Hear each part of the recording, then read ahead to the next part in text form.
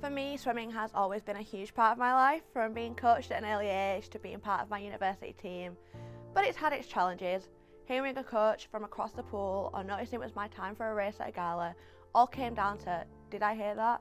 So how difficult is it for other deaf or hard of hearing people to go about their day-to-day life? This is William Roberts, 77 years old with hearing aids. He's my granddad. As soon as there are more people in the room, more folk talking, I might as well just not be there. 71% of people over 70 lose their hearing, but unassisted hearing loss in older people can lead to social isolation, depression and an overall reduced quality of life. I'm getting old, 77 years old. I've managed up to now, as I say, I could still hear my music in my car, and that's great. You know what I mean? If I couldn't hear music, really, I might as well be in a box. I mean, if you get a group of family where there's 6 or 8 or what more, I just have to tell me after, because I haven't a clue what you're all going on about. Sometimes I hear that, I think I've heard it right, but I'm totally wrong with what I've heard, So-called dinner table syndrome is something a lot of deaf people face. In the noise and clatter of family gatherings, it can be difficult to pick out individual voices. There are many ways to make sure a deaf person feels included. Even small things such as turning your head towards a deaf person when speaking can help them feel more included. It's probably just that sense of frustration, like when I go and get the train to and from work.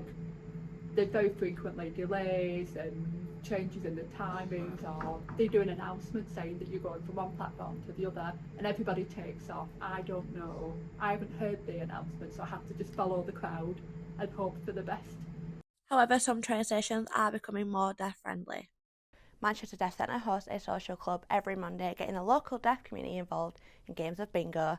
Every week they've got between 80 and 100 people come. They've got over 150 members, all obviously deaf people living in the Manchester area. A recent Newcastle game shows true deaf awareness when they provided a group of deaf children vests so they could feel the vibration and atmosphere of the stadium.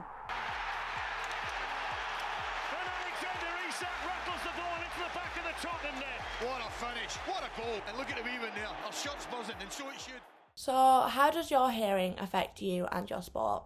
So the main thing is probably communication, for obvious reasons. I can't hear the coach talk or anyone around me talk, so we have to really rely on lip reading.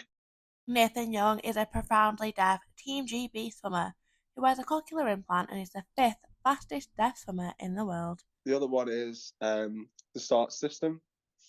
So obviously when we start races, we can't hear the gun or the take your marks. But when I go away to like international competitions, we do have traffic lights, like red get on the block, amber take your marks, and green go.